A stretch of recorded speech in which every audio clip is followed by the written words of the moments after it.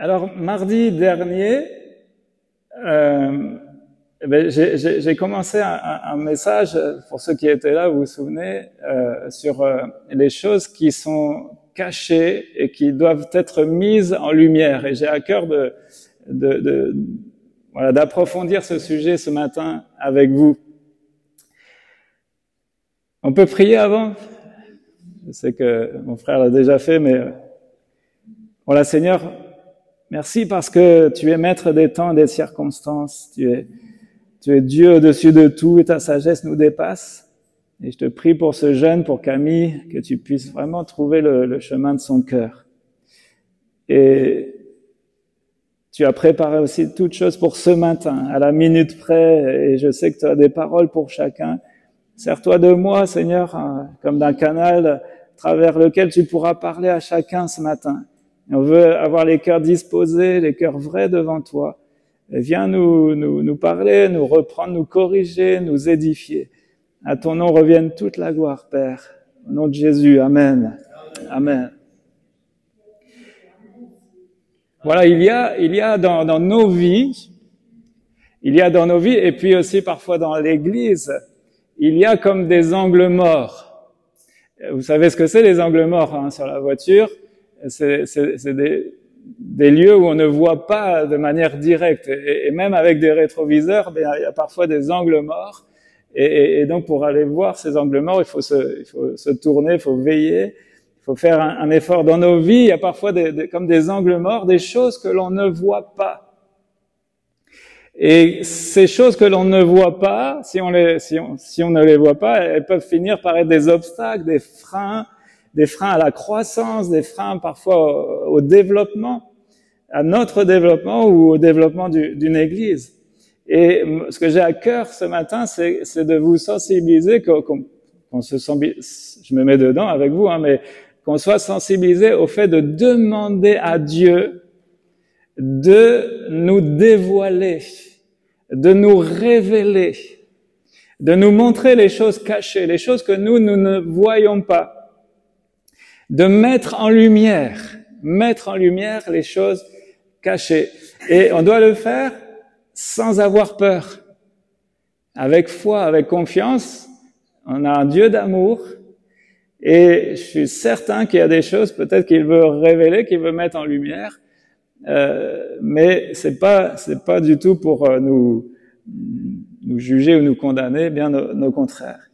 Donc que nous puissions, sans avoir peur, demander à Dieu de mettre en lumière ces choses cachées, que nous puissions identifier ce qui pourrait nous empêcher, d'avancer, de progresser, de vivre la bénédiction de Dieu. Je voudrais lire avec vous plusieurs versets d'introduction dans l'Évangile selon Marc, au chapitre 4, au verset 22. Marc chapitre 4, verset 22, il est dit « Tout ce qui est caché doit être mis en lumière. » Attends que ça s'affiche. Marc chapitre 4.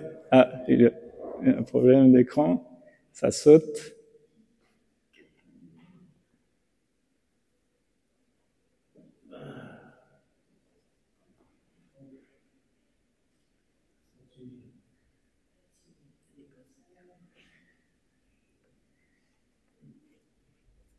Je m'inquiète plus.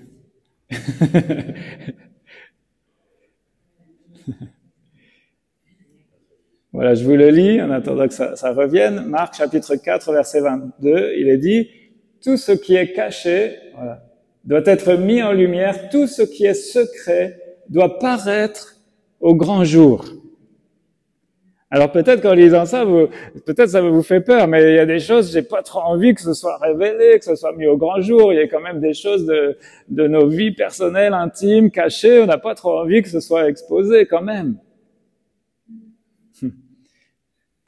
Certes, mais je pense que Dieu n'est pas là, c'est pas son désir, mais nous qui sommes des enfants de lumière, nous n'avons pas à avoir peur de venir à la lumière.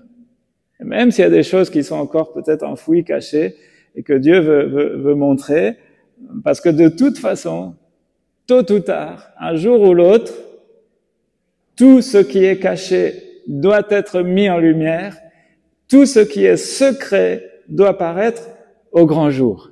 Alors, autant que ce soit nous qui fassions une démarche volontaire, plutôt que ce soit sous la contrainte, et que ce soit volontaire de notre part, de dire au Seigneur, Seigneur, viens révéler, viens mettre en lumière, peut-être qu'il y a des choses encore à changer dans ma vie, dans les profondeurs de mon être, viens faire ton œuvre. Dans l'évangile selon Luc, au chapitre 8, au verset 17, il y a la même pensée, Luc 8, au verset 17, il n'y a en effet rien de caché qui ne doive être mis en lumière, rien de secret qui ne doive être connu et mis à jour. Tout ce qui est caché maintenant finira par être mis en lumière. Tout ce qui demeure secret sera finalement connu et paraîtra au grand jour.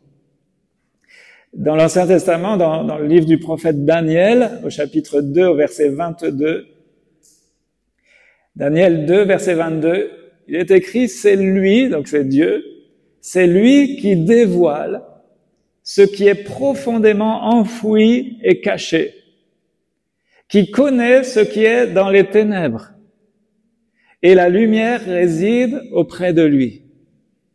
Amen. C'est lui qui dévoile ce qui est profondément enfoui et caché, les choses profondes et secrètes.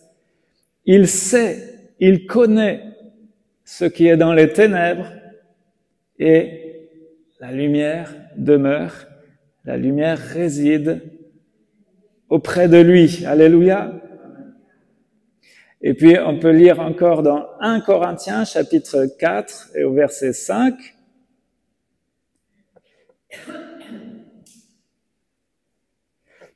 1 Corinthiens 4, verset 5. Ne jugez donc pas avant le temps.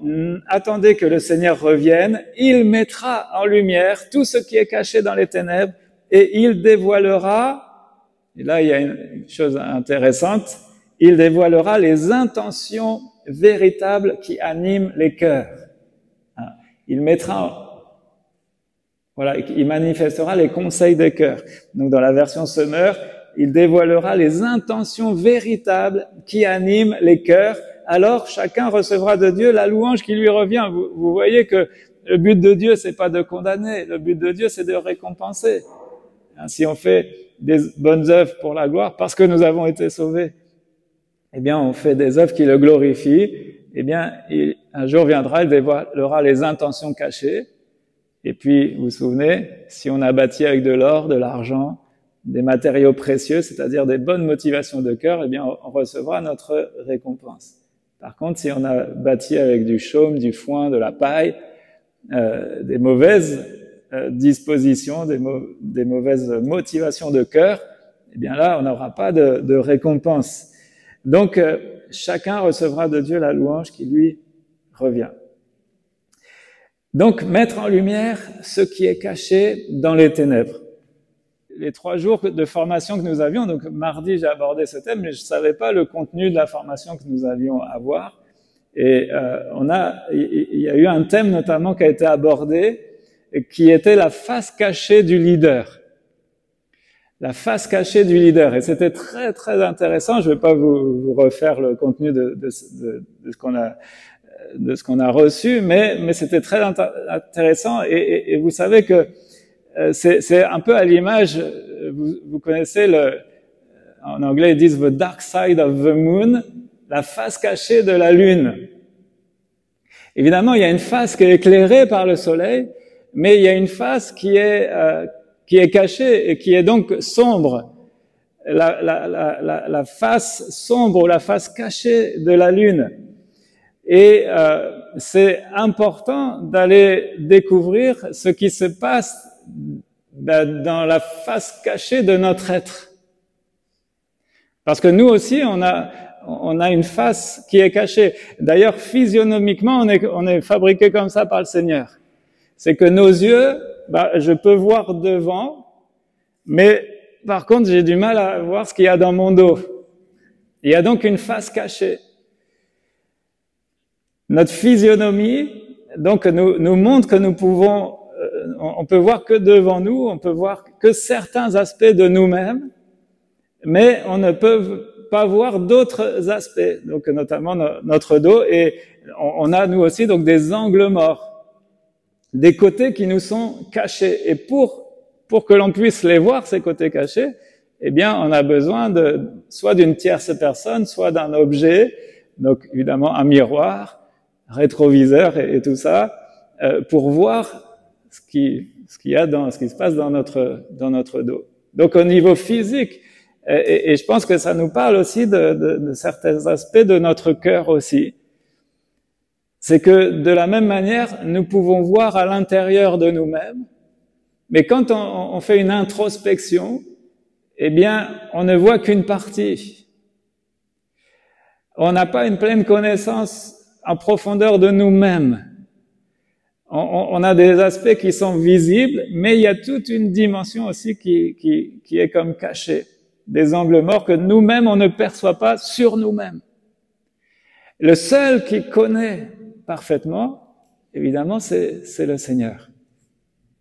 Donc, je parle là, évidemment, de la dimension du cœur, et donc, même si on fait une introspection sérieuse, profonde de nous-mêmes, on ne pourra pas sonder les profondeurs de notre cœur. Et la Bible le dit, dans Jérémie 17, verset 8, le cœur, il est comment? Il est tortueux par-dessus tout, et il est méchant, et il y a une question, qui peut le connaître?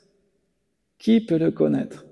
Donc il est fait allusion ici au cœur qui a été entaché, évidemment, par le péché, par la rébellion, tout ça. Donc le cœur, il est tortueux par-dessus tout, il est méchant, qui peut le connaître? Le seul qui peut le connaître parfaitement, c'est Dieu, et c'est pour ça qu'il veut révéler certaines choses. Alors il l'a déjà fait. Il a déjà fait le jour où il nous a révélé notre péché, notre condition pécheresse, notre misère loin de Dieu. Donc là, il y a toute une partie qu'on n'avait pas vue, discernée, que Dieu nous a révélée dans sa grâce et qui a permis qu'on puisse bien s'humilier devant lui, réclamer sa grâce, son pardon, confesser notre péché, notre nature pécheresse et obtenir bien cette grâce d'être pardonné, réconcilié avec Dieu. Donc déjà, il a fait une œuvre, il a révélé certaines choses. Mais il veut aller plus profondément encore, nous montrer certainement encore bien d'autres choses.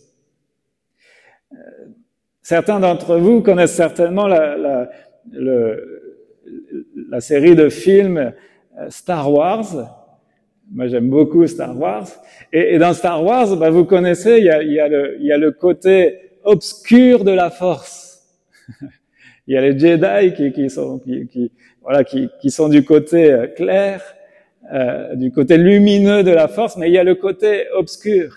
Et en fait, dans ces films, eh bien, c'est nécessaire de connaître le côté obscur, mais sans y tomber. Et on voit, c'est le sujet de toute cette série, on voit ces Jedi là, ces chevaliers Jedi, qui régulièrement, eh bien, ils sont en prise, ils sont en proie à leurs sentiments et ils doivent veiller à ne pas tomber dans le côté obscur de la Force, se laisser entraîner dans la haine, dans l'amertume, dans le ressentiment et tout ça, et ce qui ferait qu'ils feraient mauvais usage du pouvoir qui leur est donné. Et donc il y a parfois une ligne fine, et je pense que ça illustre aussi notre vie spirituelle. On a besoin de connaître les côtés sombres, c'est important de les connaître, mais sans y tomber, sans y goûter. Vous comprenez? On n'est pas obligé de goûter à un péché pour savoir que c'est mauvais. Et c'est pour ça que le Seigneur nous révèle bien des choses dans sa parole. Mais parfois, dans nos cœurs, il y a aussi des sentiments, il y a des mécanismes, il y a des fonctionnements qui sont là et qu'on a besoin de comprendre pour ne pas tomber, pour ne pas tomber dans le côté obscur. Alors, juste, je voudrais voir trois choses avec vous, trois aspects de choses qui doivent être mis en lumière. On y va? Vous êtes prêts? Alors, la première chose qui doit être mise en lumière, première chose à laquelle j'ai pensé, j'ai déjà abordé très succinctement mardi dernier. La première chose, ce sont les péchés cachés. Les péchés cachés.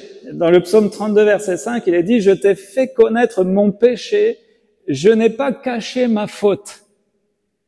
J'ai dit, j'avouerai mes transgressions à l'Éternel et tu as pardonné mon péché. » Alléluia. Donc, effectivement, ce que Dieu déjà désire, c'est que on lui parle, on lui dise, quand nous commettons des choses dont on sait pertinemment qu'elles ne sont pas à sa gloire, eh bien, il faut demander pardon à Dieu. Il faut s'humilier devant lui et dire, voilà, Seigneur, je sais que là, j'ai pas eu le bon comportement, j'ai pas eu la bonne attitude, j'ai commis telle et telle chose, j'aurais pas dû, Seigneur, je le sais parce que tu me le dis dans ta parole, je le sais parce que le Saint-Esprit qui vit en moi me le montre, il y a parfois des convictions de péché que le Saint-Esprit produit en nous. Et donc, qu'est-ce qu'on doit faire? Je ne t'ai pas caché mon péché. Vous savez, il n'y a pas de honte. Il n'y a aucune honte à aller dire à Dieu qu'on a péché. Par contre, la vraie honte, c'est de ne pas aller vers Dieu et de cacher notre péché. Ça, c'est honteux. Vous comprenez? Et parfois, on voudrait se cacher. Vous connaissez, hein, c'est l'histoire d'Adam et Ève, qui, quand ils ont commis le péché, la désobéissance et goûté à ce fruit défendu, eh bien, qu'est-ce qu'ils ont fait? Ils ont fui, ils se sont cachés, ils ont voulu couvrir leur honte, mais ça, c'est honteux. Ce qu'ils auraient dû faire, c'est d'aller directement à Dieu. Écoute, on te demande pardon, on a fait une bêtise, et peut-être que les choses auraient été différentes, qui sait. Mais ce qui est honteux, c'est de cacher sa faute. Et donc, le psalmiste ici le dit, je t'ai fait connaître mon péché, je n'ai pas caché ma faute. J'avouerai mes transgressions à l'Éternel. Soyons vrais, de toute façon, vous le savez, devant Dieu, qu'est-ce que l'on peut cacher? On peut rien cacher à Dieu, tout est à nu et à découvert devant celui qui est le Père des Lumières. Donc, ça sert absolument à rien de cacher quoi que ce soit à Dieu. Donc, nos côtés obscurs, le Dark Vador, là, qui sommeille en nous, eh bien, allons confesser à Dieu tous nos mauvais penchants, nos mauvais désirs, nos mauvaises pensées, les dire à Dieu. Et demander, Seigneur, change-moi, Seigneur, je veux pas tomber dans ces choses.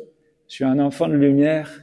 Tu m'as racheté à un grand prix. Je veux te plaire, je veux te glorifier. Alors, j'avouerai mes transgressions. Dans le livre des Proverbes, chapitre 28, verset 13, il est dit, celui qui cache ses transgressions ne réussira pas.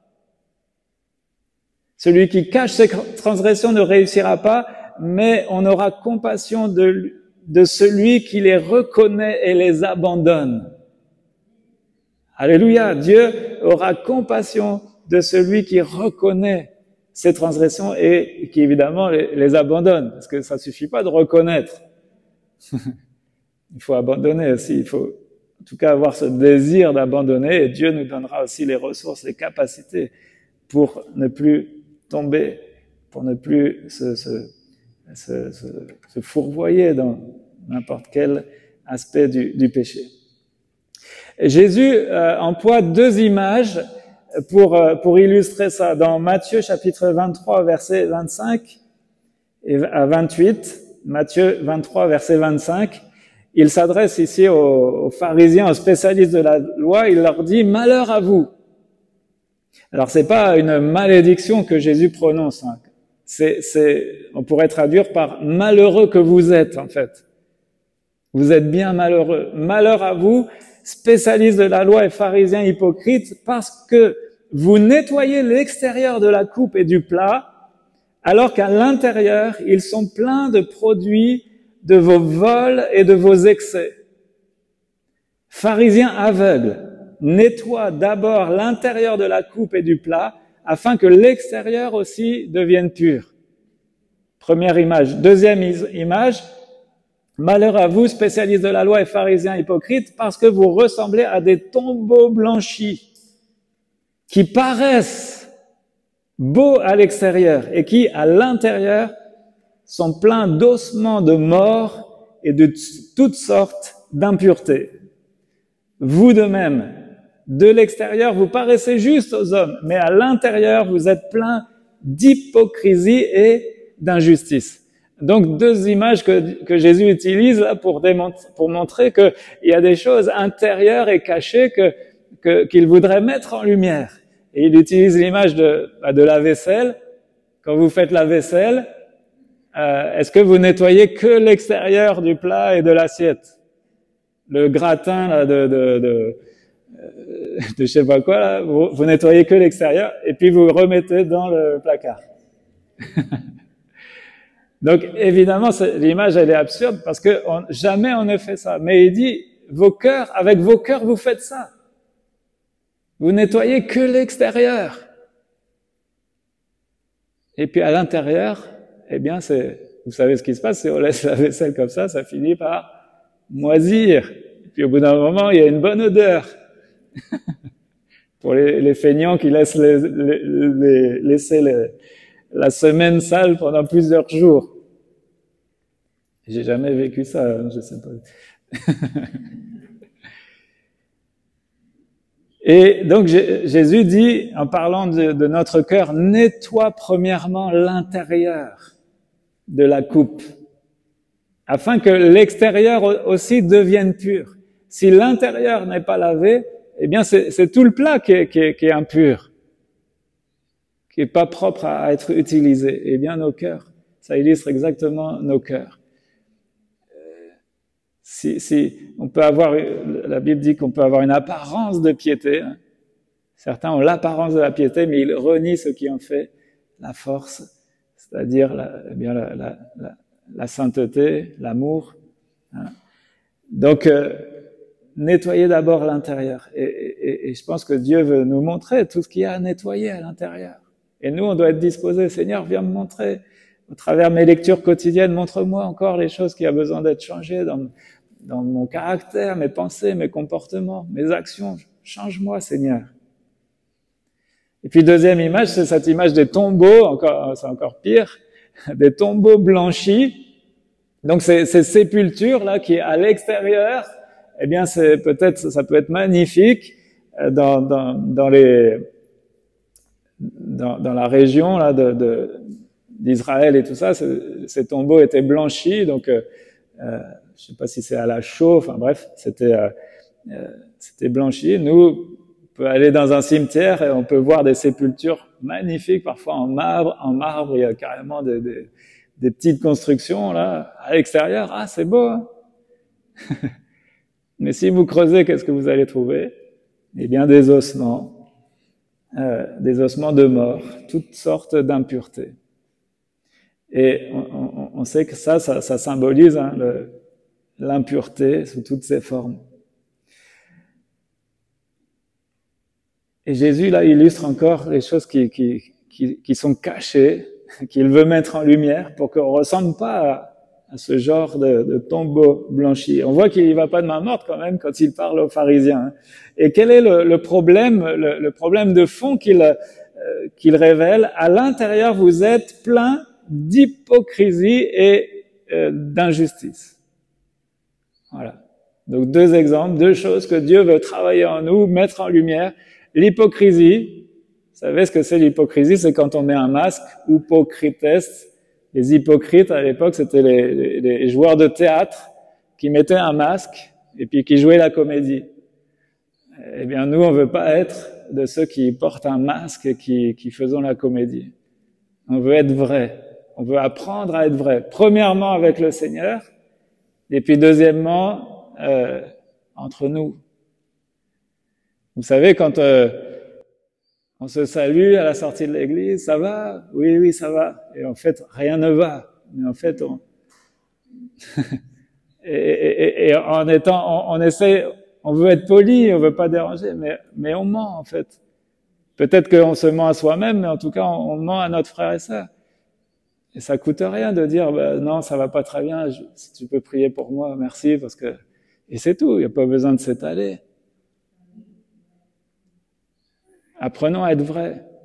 N'ayons pas honte, on a tous des luttes, on a tous des combats, on a tous des défis, on a tous des challenges. Et on est tous à la même enseigne. Donc attention à l'hypocrisie, l'injustice aussi, que le Seigneur nous apprenne à être juste dans toutes nos voies. Dans le domaine je suis toujours dans le premier point des péchés cachés, dans la Bible, il est parlé des interdits, les interdits. C'est-à-dire les choses que Dieu a explicitement interdites dans sa parole et que pourtant certains membres de son peuple pratiquent en secret. Les interdits. Et il y a un exemple typique dans les Écritures, c'est la bataille d'Aï, la bataille pour la conquête de la ville d'Aï. Vous savez, quand le peuple est rentré dans le pays de Canaan, le pays promis, eh bien, il y avait des villes à conquérir, et la première ville, ça a été Jéricho, une victoire extraordinaire, miraculeuse, Dieu qui fait tomber les murailles. Et donc, la Bible nous dit que c'est par la foi que les murailles de Jéricho tombèrent après qu'on en eut fait le tour pendant 7 jours. Et donc, ils vivent une victoire extraordinaire, et puis ensuite, il y a la ville d'Aï. Alors, comme ils ont eu la victoire, ils se disent, allez, on fonce, on va tout dégommer. Et puis là, patatras, défaite, ils doivent battre en retraite, plusieurs centaines de morts. Qu'est-ce qui se passe, Seigneur? Tu nous dis d'aller, de conquérir, et puis là, t'es plus avec nous? Non, je peux pas être avec vous, il y a un interdit dans le camp. Qu'est-ce qui s'est passé? Malgré la démonstration de la puissance et de la fidélité de Dieu, le péché s'introduit dans le camp. C'est Akan, un des membres du peuple, un des responsables. Akan a voulu profiter de la victoire de Dieu et il s'empare des objets du butin qui étaient dévoués par interdit. Donc, c'est-à-dire que Dieu avait dit, vous détruisez tout, vous gardez rien pour vous. Tout est pour moi, tout c'est consacré, c'est une sorte de... Vous ne gardez rien. Donc, l'or et l'argent, vous brûlez tout. Et Akan, lui, qu'est-ce qu'il a vu? Oh, des beaux objets d'or, d'argent, tout ça. Je prends ça, je mets ça dans ma tente. Et là, il y avait un interdit dans le camp. Et ça a causé la défaite de tout le peuple. Et ça c'est des choses, ça c'est un des sujets, je vous dis, il faut que l'on prie pour ça, sans avoir peur. Mais si jamais il y a un interdit, il y a quelque chose qui empêche la bénédiction, qui empêche la victoire, et que Dieu puisse nous le montrer. Amen. Ensuite, il y aura la victoire quand le péché a été dévoilé et jugé, quand la question a été réglée. C'est alors que Dieu peut manifester sa puissance et l'ennemi sera vaincu. Et ensuite, Josué va aussi lire la loi au peuple et va élever un autel. Donc ça aussi nous parle d'un retour à l'obéissance à la parole de Dieu. Et puis la clé de l'autel, c'est-à-dire le sacrifice, c'est toujours le sacrifice de Jésus, c'est toujours la clé pour obtenir la grâce, le pardon, la bénédiction. Et puis ensuite, pouvoir entrer dans les choses glorieuses que Dieu a préparées à l'avance. Mais Seigneur, montre-nous. Imaginez que si c'est je vais parler à la première personne, mais imaginez que si c'est moi, si dans ma vie il y a quelque chose que je ne vois pas, j'ai pas conscience d'un truc qui pourrait être un frein et que Dieu veut me montrer. Donc je veux lui dire, Seigneur, montre-moi. Montre-moi dans mon cœur, dans mes pensées, dans ma manière de fonctionner. Est-ce qu'il y a des choses qui peuvent être comme des freins? C'est peut-être pas un péché grossier, quelque chose mais montre-moi. Amen. Et s'il y a un interdit vraiment, bien que le Seigneur le dévoile et que on puisse régler la situation et que on puisse avancer. Malheureusement, ça s'est produit il y a quelque temps, où on a été obligé de discipliner un frère qui n'était pas, dont la vie n'était pas conforme. C'est toujours triste, Mais le but que Dieu veut poursuivre en faisant ça, c'est pas nous juger, nous condamner. On doit demander à Dieu qu'il nous dévoile s'il y a des péchés, des interdits qui bloquent sa bénédiction. Le but n'est pas de rabaisser. Le but n'est pas de couvrir de honte. Le but de Dieu n'est même pas de juger et de condamner. Jésus n'est pas venu pour juger le monde. Il est venu pour sauver le monde. Vous vous souvenez de ces paroles du Seigneur? Donc le but de Dieu, c'est de nous conduire à quoi? Bien, à l'humilité, à la repentance, puis ensuite au pardon, à la grâce, à la restauration, à la sainteté, et ensuite à la manifestation de sa gloire. Alléluia. Et moi, je veux ça. Je sais pas pour vous, hein, mais moi, je veux voir la gloire de Dieu. Alors que s'il y a quelque chose dans ma vie, Seigneur, qui empêche, eh bien, montre-le-moi, Seigneur. Je veux en aucun cas être un frein à ton œuvre. Montre-nous, mets en lumière, Seigneur. Et nous, en tant qu'enfants de lumière, on n'a pas peur de venir à ta lumière. Juste pour terminer sur ce point, dans Jean chapitre 3, verset 19, il est parlé de certaines personnes qui ont peur de venir à la lumière. Voici en quoi consiste sa condamnation, c'est que la lumière est venue dans le monde, mais les hommes lui ont préféré les ténèbres parce que leurs actes sont mauvais. En effet, celui qui fait le mal déteste la lumière. Il se garde bien de venir à la lumière de peur que ses mauvaises actions ne soient révélées. Mais celui qui a une conduite conforme à la vérité vient à la lumière pour qu'on voit clairement que tout ce qu'il fait, il l'accomplit dans la communion avec Dieu. Amen. Si on est des enfants de lumière, si on est réellement des phares, chacun individuellement, et si l'Église de Fécamp, on est un phare, ensemble, collectivement, eh bien, on n'a aucune crainte de venir à la lumière. On vient à la lumière pour qu'on voit clairement tout ce que l'on fait. Amen. Voilà, premier domaine. Je vais avancer plus rapidement sur les autres. Le deuxième domaine que je pense Dieu veut mettre en lumière, Dieu veut nous éclairer, et c'est tout le domaine des puissances occultes et de les œuvres des ténèbres. Dieu veut mettre en lumière les choses. On l'a lu, hein, il veut mettre tout ce qui est caché dans les ténèbres. Tout cela, Dieu veut mettre en lumière, veut nous montrer. Éphésiens 5, verset 11 dit « Ne prenez point part aux œuvres infructueuses des ténèbres. » Éphésiens 5, 11. « Ne prenez point part aux œuvres infructueuses des ténèbres, mais plutôt condamnez-les. » Ou encore Romains 13, verset 12. « La nuit est bien avancée, le jour approche. Débarrassons-nous donc des œuvres des ténèbres et revêtons les armes de la lumière. » Donc, par définition, l'occultisme, ça a donné en français le mot occulte, occulter quelque chose, ça veut dire cacher. Donc l'occultisme, c'est tout ce qui est caché. Vous savez que le diable, il est le père du mensonge, donc il cache, il cache la vérité, il ment à tout le monde, et en faisant tomber certaines personnes dans l'occultisme, dans des pratiques occultes, de mettre leur foi, leur confiance dans des choses comme ça, eh bien, ils détournent les cœurs du vrai Dieu, de la vérité, cachés dans les ténèbres. Et Dieu veut révéler les choses. Dieu veut mettre en lumière. Déjà, il nous dit dans Deutéronome, tu n'apprendras pas à imiter les pratiques abominables des nations païennes, hein, qu'on ne trouve chez toi personne qui fasse passer son fils ou sa fille par le feu, personne qui n'exerce le métier de devin, astrologue, augure, la sorcellerie, la magie, un magicien, personne qui consulte les esprits ou les spirites, personne qui interroge les morts. Celui qui fait cela fait horreur à l'Éternel, car c'est à cause de ces pratiques abominables que l'Éternel, ton Dieu, va chasser ces nations devant toi. Et là encore, donc, le sujet que j'ai à cœur, c'est que l'on prie pour que Dieu mette en lumière, que l'on prie pour tous ceux qui pratiquent l'occultisme.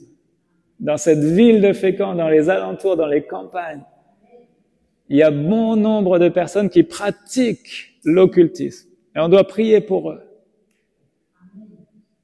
On doit prier pour que Dieu empêche l'efficacité de leur pratique.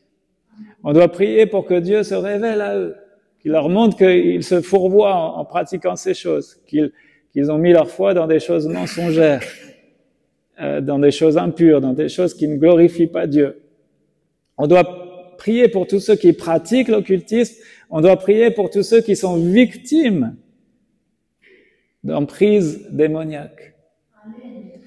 Comment est-ce qu'on doit prier? Bien, comme il est dit dans Actes 26, verset 18. Actes 26, verset 18, afin que tu leur ouvres les yeux pour qu'ils passent des ténèbres à la lumière et de la puissance de Satan à Dieu, pour qu'ils reçoivent par la foi en moi le pardon des péchés et l'héritage avec les sanctifiés. Voilà comment on doit prier. Seigneur, ouvre-leur les yeux, qu'ils passent des ténèbres à la lumière, de la puissance de Satan à la puissance de Dieu. Et on doit prier aussi que, si on est la lumière du monde, vous savez qu'il y a une particularité physique des ténèbres, de la nuit, c'est que les ténèbres ne peuvent pas tenir en présence de la lumière. Dès que vous mettez la moindre bougie, eh bien c'est pas les ténèbres qui étouffent la bougie. C'est la bougie qui éclaire, qui met en lumière. Et Dieu, non seulement il est la lumière du monde, mais nous aussi, il a fait de nous la lumière du monde. Alors, on doit prier aussi que Dieu nous amène-nous à rencontrer des personnes. N'ayez pas peur de prier comme ça, mais demandez à Dieu, Seigneur, permets qu'on puisse rencontrer des personnes qui peut-être sont tombées dans ces choses-là, on pourra leur témoigner, on pourra les aider, on pourra prier pour eux. N'ayez pas peur. Je vous le dis, hein, j'insiste. N'ayez aucune peur de ça. Vous êtes enfant de lumière, vous n'avez aucune crainte à avoir. Mais demandez à Dieu. Peut-être que vous savez même pas qu'un voisin pratique ces choses-là. Un collègue de travail. Et il a besoin d'être secouru. Vous êtes la lumière du monde. Alors, mets-nous devant, Seigneur. Montre-nous peut-être des personnes qui ont besoin d'aide dans ce domaine-là et aide-nous à leur témoigner. Donne-nous évidemment du discernement spirituel, ça va être mon dernier point, mais donne-nous de la sagesse pour témoigner, mais voilà, il nous a remplis aussi avec les armes de la lumière, hein, des armes de lumière, il nous a remplis du Saint-Esprit pour qu'on puisse aussi témoigner et même délivrer ceux qui sont sous l'emprise du malin. Donc, deuxième chose, puissance occulte et œuvre des ténèbres. Seigneur, viens mettre en lumière ce qui est caché dans les ténèbres. Et le troisième point, les choses qui peuvent être cachées et qu'on veut prier pour que Dieu mette en lumière, eh bien, c'est tout simplement le plan de Dieu. Le plan de Dieu ou alors nos mauvaises voies. Donc, c'est positif ou négatif, mais si on a emprunté une mauvaise voie, eh bien, Seigneur, viens aussi mettre en lumière. Ta parole, elle est une lampe à mes pieds, elle est une lumière sur mon sentier. Ça veut dire que j'ai besoin de lumière. Parce que si j'ai pas de lumière, eh bien, je peux emprunter un mauvais chemin ou alors tomber dans le fossé ou je sais pas. Vous savez ce que c'est si vous conduisez de nuit sans lumière. C'est dangereux. Et la parole de Dieu, le Seigneur veut nous conduire, nous montrer ses plans, sa volonté, ses voies. Donc, pour illustrer ça, dans le livre de Job, au chapitre 28, il nous est dit en fait que l'homme par sa connaissance est capable de mettre en lumière des choses extraordinaires, des choses précieuses qui étaient auparavant profondément cachées. Au sens propre comme au sens figuré. Job 28, versets 9 à 13. Il est dit, l'homme porte sa main sur la roche, il bouleverse les montagnes, il renverse les montagnes depuis la racine. Donc ça c'est le travail des mines, travailler dans les mines et aller retirer des matériaux précieux. Donc, il bouleverse les montagnes depuis la racine, il ouvre les galeries dans les rochers et son œil peut contempler tout ce qu'il y a de précieux. Il arrête l'écoulement de l'eau et il amène à la lumière ce qui est caché. Voilà, ça c'est l'œuvre des hommes. Ils sont capables d'aller creuser des galeries tellement profondes pour aller retirer des matériaux précieux. De l'or, des diamants, du pétrole, ce genre de choses-là. Et il vient mettre tout ça à la lumière. Et regardez la suite. Au verset 12. Mais la sagesse, où peut-on la trouver? Où est l'emplacement de l'intelligence? L'homme ne connaît pas sa valeur, elle ne se trouve pas sur la terre des vivants. Pourquoi elle ne se trouve pas sur la terre des vivants? Parce que la sagesse, elle se trouve en Dieu, elle se trouve dans le ciel. Donc, ici, il y a encore une belle image pour dire que les hommes, par leur sagesse, leur intelligence, ils sont capables de déployer des trésors d'ingéniosité pour retirer des choses qui sont précieuses, qui sont utiles. Mais le plus important, c'est la sagesse d'en haut. Le plus important, c'est la connaissance de la volonté de Dieu, la connaissance des plans de Dieu. Et ça, eh bien, ça ne se trouve nulle part dans aucune sagesse humaine.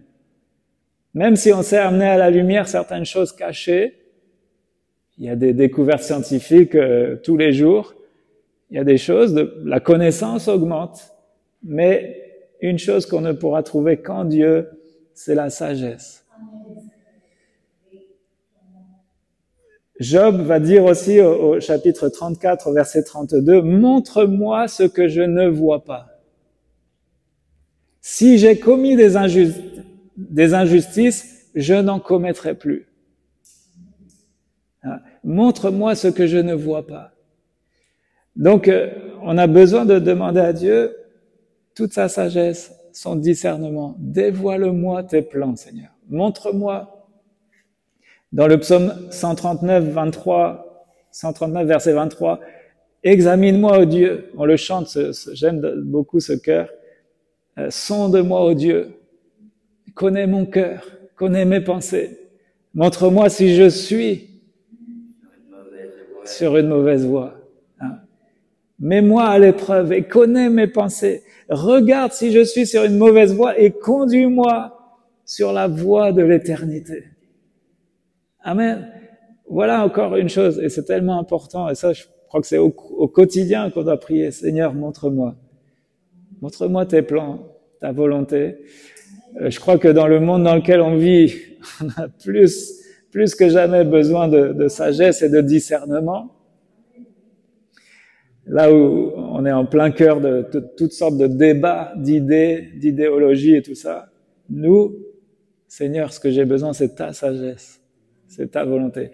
On a besoin de sagesse et de discernement pour choisir un conjoint. On a besoin de prier pour nos jeunes pour ça, pour qu'ils trouvent un mari, une épouse qui soit dans la volonté de Dieu, qui soit celle ou celui que Dieu aura prévu pour chacun pour qu'ils puissent aussi servir et glorifier Dieu ensemble. On a besoin de prier pour ça. On a besoin de prier pour que Dieu les dirige dans les études, dans les choix de carrière, d'orientation, répondre à l'appel de Dieu pour un service quelconque. Révèle, montre ce qui est caché. Viens montrer, Seigneur. Et pour ça, bien, on a besoin du Saint-Esprit.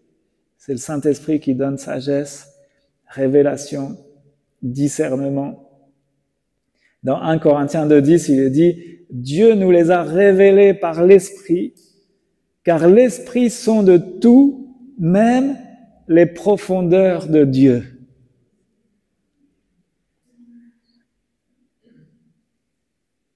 voyez, nous, les êtres humains, la science, elle sonde les profondeurs de la Terre, elle sonde les profondeurs de l'univers. On fait des télescopes spatiaux de plus en plus grands pour essayer on n'a toujours pas trouvé le bout, la limite de l'univers dans lequel on est. Donc on cherche, on sonde, mais l'Esprit de Dieu, lui, il sonde les profondeurs de Dieu. Et cet Esprit qui sonde les profondeurs de Dieu, il est en nous, il vit en nous. Donc il veut nous révéler, il veut nous apprendre, il veut nous faire connaître qui est Dieu, ce qu'il veut, ses plans parfaits, alléluia, sa volonté est bonne, agréable et parfaite. Alléluia. On a besoin de prier que Dieu nous donne aussi les manifestations d'exercer les dons spirituels. Les dons spirituels qui nous permettent d'exercer et qu'on soit des canaux de révélation. Vous connaissez les dons spirituels? 1 Corinthiens 12, versets 8 à 11. Il est dit que par l'Esprit de Dieu, il est donné une parole de sagesse, une parole de connaissance par le même Esprit. Un autre, il sera donné la prophétie, un autre, le discernement des esprits. D'autres, il y aura la diversité des langues et l'interprétation des langues. Dans tous ces dons-là, c'est les dons qu'on appelle les dons de révélation. Dieu veut se servir de nous, de chacun de nous, pour exercer ces charismes, ces dons, ces cadeaux de la grâce, littéralement, un charisme, ces cadeaux de la grâce, pour révéler, mettre en lumière, éclairer. Amen. Est-ce qu'on veut bien être disponible entre les mains du Seigneur et dire, Seigneur, sers-toi de moi. S'il y a une pensée, s'il y a une prophétie, même si on ne sait pas trop comment ça va se passer, Seigneur, j'ai jamais fait, mais peu importe, je veux que tu te serves de moi pour apporter une parole de sagesse, une parole de connaissance ou une prophétie, avoir le discernement des esprits, mais sers-toi de moi pour que tu puisses mettre les choses en lumière et que les cœurs de ceux qui viendront dans ta maison puissent être vivement touchés. Alléluia. Je voudrais lire avec vous Luc 11, verset 33. Dieu veut se servir de chacun de nous comme la lumière du monde. Luc 11, verset 33. Regardez bien ce qui est dit. Personne n'allume une lampe pour la mettre sous le boisseau, dans un lieu caché ou sous le boisseau, mais on la met sur le chandelier afin que ceux qui entrent, vous pouvez le dire la suite, afin que ceux qui entrent voient la lumière. Ça m'a interpellé. Afin que ceux qui entrent voient la lumière. Donc l'image est toute bête, hein. Si vous entrez dans une pièce sombre, eh bien vous avez tout simplement besoin d'allumer la lumière pour savoir où vous allez. Ça c'est l'explication bête et méchante. Spirituellement, si nous sommes la lumière du monde, si au travers nous il y a la vie de l'esprit, la paix, la joie, l'amour, tout le reste. Si au travers nous, encore en plus, il y a la manifestation des dons spirituels, des paroles de connaissance, de sagesse, eh bien, voilà ce qui va se passer. Ceux qui vont entrer, afin que ceux qui entrent, eh bien, ils verront la lumière. Ça veut dire quoi? Ils vont être éclairés eux-mêmes. Et alors, ils vont discerner eux-mêmes. Ils vont savoir eux-mêmes comment se diriger, où se diriger, parce qu'ils auront vu la lumière. Comprenez l'image? Et je pense que elle est forte, elle est puissante, cette idée, cette image. Dieu veut se servir de nous. Seigneur, sers-toi de nous dans ta grâce. Allez, on conclut avant de prier en relisant juste le passage de Daniel, chapitre 2, versets 20 à 22. Ce sera mon verset de conclusion, Daniel, chapitre 2, versets 20 à 22. On va juste relire dans le contexte le verset du début. Daniel prit la parole et dit « Béni soit le nom de Dieu d'éternité en éternité. À lui appartiennent la sagesse et la force. C'est lui qui change les temps et les circonstances. C'est lui qui renverse et qui établit les rois. N'ayons pas de crainte pour le résultat des élections, hein, vous savez. Il y aura des déçus de toute façon. Mais nous, personnellement, n'ayons pas de crainte. C'est lui qui renverse et qui établit les rois, qui donne la sagesse aux sages et la science à ceux qui ont de l'intelligence.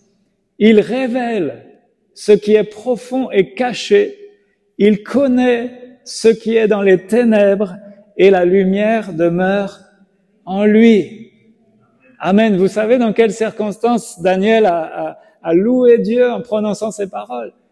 C'est quand le roi de Babylone a fait un songe et puis qu'il a demandé à tous les sages de Babylone, qui d'entre vous sera capable de me dire le songe que j'ai fait et l'explication? Et là, ils se sont tous dit, mais il est fou, qui peut connaître le songe? Ah, je veux pas le savoir. Si vous me donnez pas le songe et la révélation, vous allez tous être zigouillés. Et là, il y en a un qui s'est mis à prier, Daniel. Seigneur, tu vois ce que demande ce roi. Et Dieu va révéler, Dieu va montrer à Daniel et le songe et l'explication. Et donc, c'est dans ce contexte que Daniel dit, il révèle ce qui est profond et caché. Il connaît ce qui est dans les ténèbres et la lumière demeure en lui. Amen. Amen, on prie. Voilà, Seigneur, oui, on veut te prier avec foi, avec confiance et sans crainte, sans peur. On veut te prier en te demandant, oui, viens mettre en lumière. Viens dévoiler, mets en lumière ce qui peut être caché, ce qui peut être caché dans les ténèbres, ce qui peut être dans nos vies, dans nos cœurs comme des angles morts, des faces cachées, peut-être même des côtés qui peuvent être sombres et obscurs et dont on n'a pas conscience. Et Seigneur, je te prie, voilà, dans ta grâce et par l'action de ton esprit, par la révélation de ta parole, eh bien, de mettre en lumière les choses cachées, déjà dans nos propres vies, dans nos propres cœurs. Et que, eh bien, ainsi tu nous aides aussi à progresser, peut-être à changer certaines choses, peut-être à nous repentir de certaines choses, Seigneur, qui dans nos vies ne te plaisent pas, ne te glorifient pas. Seigneur, viens changer encore, viens former en nous ton caractère, Seigneur Jésus. Mets en nous les sentiments qui étaient en Jésus-Christ. Seigneur, fais ton œuvre. Je te prie aussi pour l'Église, pour notre assemblée de Fécamp, là aussi, mets en lumière. Viens nous montrer, Seigneur, s'il y a des choses là aussi que tu veux nous montrer, nous révéler, s'il y a des interdits, s'il y a des choses qui vraiment bloquent, empêchent l'avancement de ton règne, Seigneur, eh bien, fais-nous grâce, Seigneur, qu'il n'y ait rien qui vienne entraver, Seigneur.